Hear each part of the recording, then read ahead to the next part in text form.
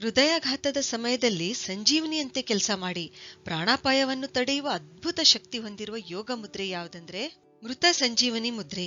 ಈ ಮುದ್ರೆಯನ್ನು ಅಪಾನ ವಾಯು ಮುದ್ರೆ ಮತ್ತು ಹೃದಯ ಮುದ್ರೆ ಅಂತ ಕೂಡ ಕರಿತೀವಿ. ತಕ್ಷಣ ಪರಿಣಾಮ ಬೀರುವ ಮುದ್ರೆಗಳಲ್ಲಿ ಇದು ಕೂಡ ಒಂದು. ಈ ಮುದ್ರೆ ಹೇಗ್ ಮಾಡ್ಬೇಕಂತಂದ್ರೆ, ವಾಯು ತತ್ವದ ತೋರ್ಬೆರಳನ್ನು ಅಗ್ನಿ ತತ್ವದ ಹೆಬ್ಬೆರಳಿನ ಬುಡಕ್ಕೆ ಹಚ್ಚಿ ಅದರ ಮೇಲೆ ಸ್ವಲ್ಪ ಒತ್ತಡ ಹಾಕಿ ಆಕಾಶ ತತ್ವದ ಮಧ್ಯದ ಬೆರಳಿನ ತುದಿ ಮತ್ತು ಪೃಥ್ವಿ ತತ್ವದ ಉಂಗುರು ಬೆರಳಿನ ತುದಿ ಹೆಬ್ಬೆರಳಿನ ತುದಿಗೆ ಹಚ್ಚಬೇಕು. ಇದು ಏನಂತಂದ್ರೆ ಅಪಾನ ವಾಯು ಮುದ್ರೆಯಾಗುತ್ತದೆ ಅಥವಾ ಮೃತ ಸಂಜೀವನಿ ಮುದ್ರೆ ಅಂತ ಕೂಡ ಹೇಳ್ತೀವಿ. ಈ ಮೃತ ಸಂಜೀವನಿ ಮುದ್ರೆಯಲ್ಲಿ 2 ಮುದ್ರೆಗಳಡಗಿವೆ.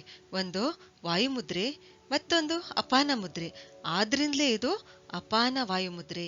ಮೃತ ಸಂಜೀವನಿ ಮುದ್ರೆಯಲ್ಲಿರುವ ವಾಯು ಮುದ್ರೆಯು ನೈಸರ್ಗಿಕ ಪೇನ್ ಕಿಲ್ಲರ್ ಆಗಿ ಕೆಲಸ ಮಾಡುತ್ತದೆ.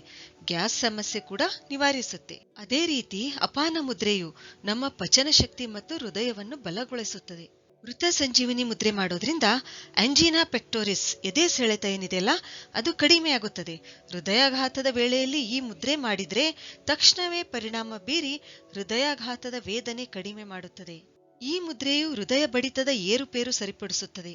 ನರ್ವಸ್ನೆಸ್ ಉಂಟಾದಾಗ ಈ ಮುದ್ರೆಯು ತುಂಬಾನೇ ಲಾಭಕಾರಿ. ತಲೆನೋವು, ಮೈಗ್ರೇನ್, ಸರ್ವೈಕಲ್ ಸ್ಪಾಂಡಲೈಟಿಸ್, ಗ್ಯಾಸ್, ಮಲಬದ್ಧತೆ, ಅಸಿಡಿಟಿ ಈ ಎಲ್ಲಾ ಸಮಸ್ಯೆಗಳನ್ನು ಈ ಮುದ್ರೆ ಸರಿಪಡಿಸುತ್ತದೆ. ಹೃದಯಾಘಾತವಾಗುವ ಸೂಚನೆ ಕಂಡುಬಂದಾಗ ಈ ಮುದ್ರೆಯು ಸಾರ್ಬಿಟೇಟ್ ಗುಳಿಗೆ ತರ ಕೆಲಸ ಮಾಡಿ ಕೆಲವೇ ಸೆಕೆಂಡ್ಗಳಲ್ಲಿ ಚೇತರಿಸಿಕೊಳ್ಳುವಂತೆ ಮಾಡುತ್ತೆ. ಈ ಮುದ್ರೆಯು ವೆರಿಕೋಸ್ ವೇನ್ಸ್, ಮೂಲವ್ಯಾಧಿ, ಹಲ್ಲಿನ ಸಮಸ್ಯೆಗಳು, ಅತಿಯಾಗಿ ಬೆವರುವುದು ಈ ಎಲ್ಲಾ ಸಮಸ್ಯೆಗಳನ್ನು ಸರಿಪಡಿಸುತ್ತೆ. ವಾಯು ಪ್ರಕೋಪದಿಂದ ಹೃದಯದಲ್ಲಿ ಚಿಕ್ಕ ನೋವು ಏಳುವಾಗಲೂ ಈ ಮುದ್ರೆ ಮಾಡೋದ್ರಿಂದ ಆಕಳಿಕೆ ಪ್ರಾರಂಭವಾಗಿ ನೋವು ಕಡಿಮೆ ಆಗುತ್ತೆ.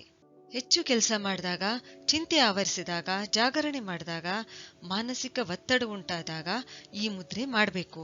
ಇದರಿಂದ ಹೃದಯಾಘಾತ ತಡೆಗಟ್ಟಬಹುದು. ಗುಡ್ಡ ಹತ್ತುವ ಸಂದರ್ಭದಲ್ಲಿ ಬಹಳಷ್ಟು ಮೆಟ್ಟಿಲುಗಳು ಹತ್ತಬೇಕಾದಾಗ ಬರೀ 2 ನಿಮಿಷ ಈ ಮುದ್ರೆ ಮಾಡಿ ಹತ್ತಿದ್ರೆ ಎದುಸಿರು ಆಗಲ್ಲ. ಒಂದು ವೇಳೆ ವಾತರೋಗಗಳು ವಾಯು ಮುದ್ರೆಯಿಂದ ಗುಣವಾಗದಿದ್ರೆ ಅಪಾನ ವಾಯು ಮುದ್ರೆ ಮಾಡಬೇಕು. ಈ ಮೃತ ಸಂಜೀವನಿ ಮುದ್ರೆ 45 ನಿಮಿಷಗಳವರೆಗೆ ಮಾಡಬಹುದು ಅಥವಾ 15 ನಿಮಿಷದಂತೆ ದಿನಕ್ಕೆ 3 ಸಲ ಮಾಡಬಹುದು. ಈ ಮುದ್ರೆ ಮಾಡಿದ ತಕ್ಷಣನೇ 5 ರಿಂದ 10 ನಿಮಿಷ ಪ್ರಾಣ ಮುದ್ರೆ ಮಾಡಲೇಬೇಕು. ಸರಿ, ಹಾಗಾದ್ರೆ ಮುಂದಿನ ವಿಡಿಯೋದಲ್ಲಿ ಮತ್ತೊಂದು ಉಪಯುಕ್ತವಾದ ಮಾಹಿತಿಯೊಂದಿಗೆ ಭೇಟಿಯಾಗೋಣ. ಧನ್ಯವಾದಗಳು.